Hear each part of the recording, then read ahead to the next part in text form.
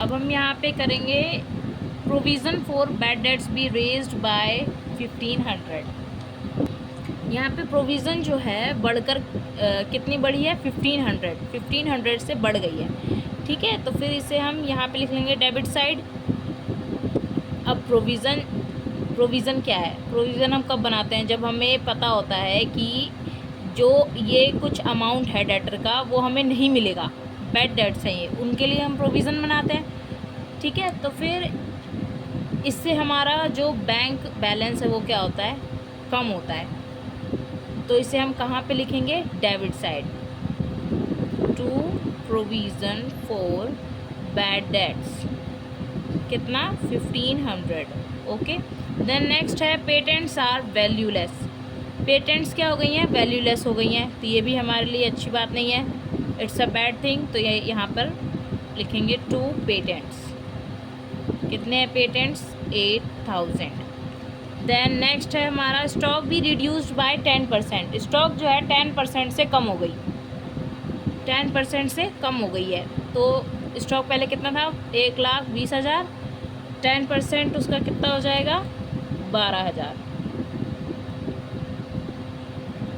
अगला है outstanding expenses भी इंक्रीज बाय 6,000। अब बताइए, अगर हमें ये पता हो कि अभी हमें 6,000 और देने हैं, ठीक है, तो फिर ये हमारा बैंक बैलेंस क्या करेगा? डिक्रीज़ करेगा।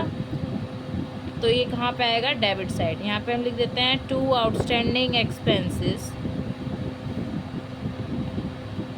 कितना? 6,000।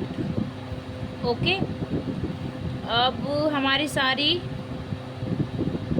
5th तक हो चुका है कंप्लीट। नेक्स्ट वन है 2500 be provided for an unforeseen liability. Unrecorded liability भी हमारे डेबिट साइड आएगी, अच्छी बात तो है नहीं ये, ठीक है, it's a bad thing also. तो ये भी हमारा यहाँ पे आ जाएगा टू अनरिकॉर्डेड लाइबिलिटी, कितना है? 2500। जितनी भी इस बार चीज़ें थी सारी रिवैल्यूएशन में क्या थी? बैड थिंग थी, जो कि हमारी सारी कहाँ आ गई? Debit side. ओके, अब ये हमें सारा क्या हुआ है? लॉस हुआ है। तो यहाँ पे लिख देते हैं बाय लॉस ट्रांसफ़र टू, कहाँ जाएगा ये? एक्स कैपिटल अकाउंट और वाइज कैपिटल अकाउंट। ठीक है, टोटल ये कितना हुआ है हमारा? 30,000। कितना है? 30,000। 30,000 को हम किस रेशियो में डिस्ट्रीब्यूट करेंगे? 1:2 में। 1:2 में करेंगे तो 10,000 यहाँ पे आ जाएगा और 20,000 यहाँ पर। अब इस अकाउंट को हम क्लोज कर देते हैं। 30,000 और 30,000।